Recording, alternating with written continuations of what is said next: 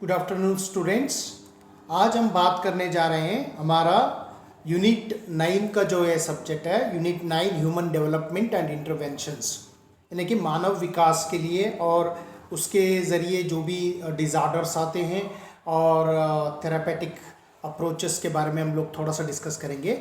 Unit 9 जो ऐसा chapter है जो डेवलपमेंटल साइकोलॉजी हम लोग कह सकते हैं, ये ह्यूमन डेवलपमेंट के बारे में बताती है। डेवलपमेंटल प्रोसेस क्या होती है, डेवलपमेंटल प्रोसेस में आपको नेचर क्या होती है, डेवलपमेंटल नेचर क्या होती है, जिस तरह से ह्यूमन डेवलपमेंट का नेचर होती है, तो वो सारे चीज़ें हम लोग समझने की जो चीज़ें होती है, तो उसमें खास करके जो है हम लोग समझने वाली जो चीज़ें हैं, जैसे डेवलपमेंटल प्रोसेस क्या होती है, यानी कि जो छोटे उम्र से लेके हम लोग बड़ी उम्र तक जो हम लोग ये करते हैं, जो डेवलपमेंट होती है हमारा जो खास करके, तो उसमें हमारा सोचने वाली बात ये है कि क्या किस तरीके से डेवलपमेंटल प्रोसेस होती है, वो प्रोसेस होने का तरीका क्या होती है, तो उसको समझना। सबसे पहले तो डेवलपमेंटल प्रोसेस को समझना है, उसका नेचर क्या होती है वो भी समझना है, और उसके अलावा प्रिंसिपल्स, उसकी प्रिंसिपल्स जो होते हैं उसके बारे में भी हमको समझना है,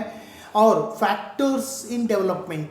देखिए, डेवलपमेंटल में अगर कोई भी फैक्टर होते हैं उसको भी हम समझना पड़ता है, कौन सा फैक्टर। फॉर एग्जांपल अगर मान लीजिए कोई बच्चों के लिए अगर डेवलपमेंटल माइलस्टोन हम जो कहते हैं कि अगर कोई प्रॉब्लम आ गया, दिक्कतें आ गया, कुछ बिहेवियरल प्रॉब्लम्स आ जाते हैं, तो हो सकता है कोई जेनेटिकल इश्यूज हो जाए, तो इस तरीके से हम लोग समझ लेंगे स्टेजेस ऑफ डेवलपमेंट प्रोसेस किस तरीके से। जैसे कि आपको पता है बचपन से लेके हम लोग मिडिल एज में चले जाते हैं और ओल्ड एज हो जाती है। जो बचपन से लेके प्री कंसेप्शन, यानी कि माँ की जो पेट में बच्चा होता है वहाँ से लेके मरने तक जो पूरी अलग अलग प्रोसेस में हम लोग कैटेगराइज करते हैं।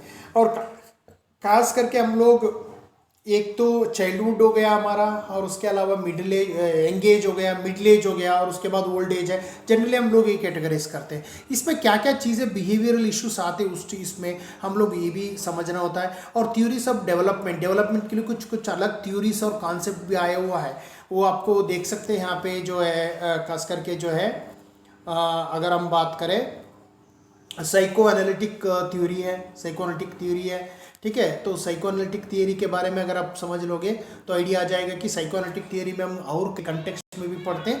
जो यहाँ पे डेवलपमेंटल कंटेक्स्ट में हम लोग साइकोएनालिटिकल बिहेवियर को समझ लेंगे। और बिहेवियरिस्टिक थ्योरी भी है, अप्रोच हम जो कहते हैं, और कॉग्निटिव एस्पेक्ट हैं, जैसे कि हम लोग जीन पियाजे के बारे में समझते हैं, कॉग्निटिव एस्पेक्ट्स में क्या क्या डेवलपमेंट हो चुका होता है, उस चीज़ को भी हम लोग समझना पड़ता है।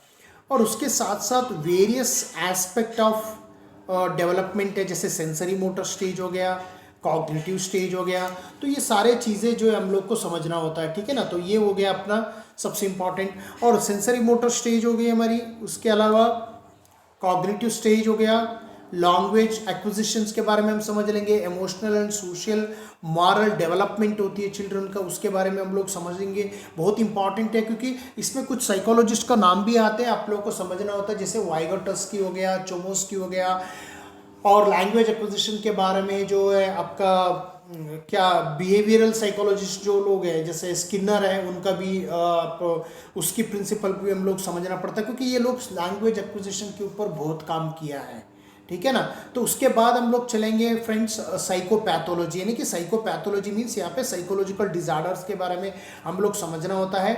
और सबसे इंपॉर्टेंट होता है हमारा मेंटल स्टेटस एग्जामिनेशन है, क्लासिफिकेशन है, और काजेस को भी हम समझना पड़ेगा। यहाँ पे याद रखने वाली पॉइंट ये है कि यदि हम लोग यहाँ पे मेंटल स्टेटस एग्जामिनेशन के बारे में बात कर रहे हैं, तो मेंटल स्टेटस एग्जाम जो है बात चल रही है, उसमें हम लोग बात करेंगे DSM 5 की बात चलेगा। अभी अब चल रहा है DSM 5, ठीक है, DSM 5 की जो चलेगा।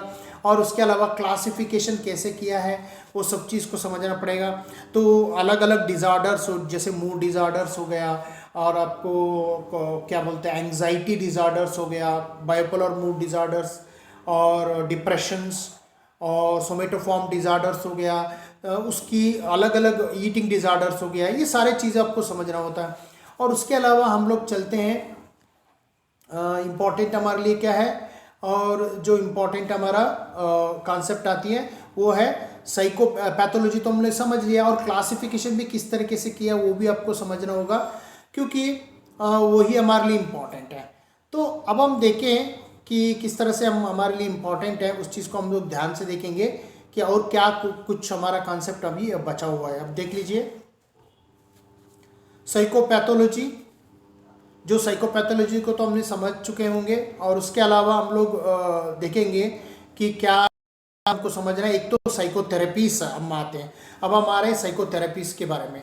तो साइकोथेरेपीज जो ऐसा होता है जो ज़्यादा फोकस करती है, साइकोथेरेपिस्ट जो है हम लोग को साइको एनालिसिस जो है सबसे इम्पॉर्टेंट है। साइको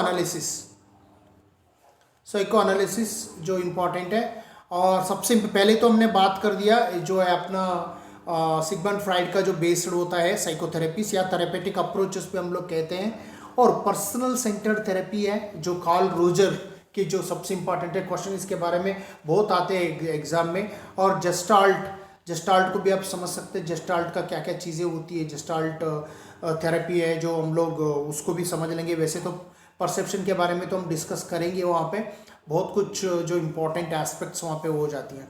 और हम लोग एक्सेप्टेंट कमिटमेंट थेरेपी है, एक्सेप्टेंट कमिटमेंट थेरेपी है, बिहेवियरल थेरेपी है। तो बिहेवियरल थेरेपी के बारे में भी आप समझ सकते हो, बिहेवियरल थेरेपी क्या होती है। अप्लाइड बिहेवियरल थेरेपी एनालिसिस करके भी हम लोग बोलते हैं। और REBT हो गया, CBT हो गया, है ना। तो MBCT हो गया, माइंडफुलनेस बेस्ड कॉग्निटिव थेरेपी हो गया, और प्ले थेरेपी हो गया, पॉजिटिव साइकोथेरेपी हो गया, है ना। तो पॉजिटिव साइकोथेरेपी भी एक नया चीज़ आ चुका है। ट्रांजैक्शनल एनालिसिस हो गया, डायलेक्टिक बिहेवियर थेरेपी हो गया। तो ये सारे चीज़ें क्या होता है जो अभी जो एग्जिस्ट करती है, वो थेरेपी के बारे में समझना पड़ता है। जो थेरेपी सबसे इंपॉर्टेंट है, कौन सा थेरेपी एग्जिस्ट करती है, जैसे परफॉर्मिंग आर्ट थेरेपी है। तो इस तरह से जो थेरेपी के बारे में भी आप इस यूनिट में आप डिस्कस करेंगे। यानी कि अगर हम समराइज कर लें तो पहले तो हमने ह्यूमन डेवलपमेंट के बारे में समझ लेंगे, तो ह्यूमन डेवलपमेंट होता है क्या है, और उसका वेरियस चेंजेस क्या होती है डेवलपमेंट में, डिफरेंट स्टेजेस क्या होती है, क्या क्या डिजार्डर्स भी आती है। इससे खास करके जो है जेनेटिकल डिजार्डर्स है, जैसे एस्पर्जर सिंड्रोम वगैरह होता है, और खास करके ऑटिस्टिक चिल्ड्रन के बारे में, ऑटिस्टिक कुछ इश्यू आती है, ADHD वगैरह होता है। खास करके जो बिहेवियरल एंड डेवलपमेंटल डिजार्डर्स जिसको हम बोलते हैं बिहेवियरल डेवलपमेंटल डिजार्डर, खास करके ADHD हो गया, लर्निंग LDs बोलते हैं हम लोग, LDs हो गया, लर्निंग डिसेबिलिटीज़ वगैरह समझना थोड़ा सा उस चीज़ में हमने देखना पड़ता है। और आपको ADHD हो गया, ADHD के बारे में आप समझ लेंगे। ADHD बहुत इंपॉर्टेंट है। तो ये सारे चीज़ें हम लोग समझना पड़ता है। तो ADHD को भी आप समझ लेंगे, क्योंकि ADHD attention deficit hyper activity disorder development में आप समझना पड़ता है।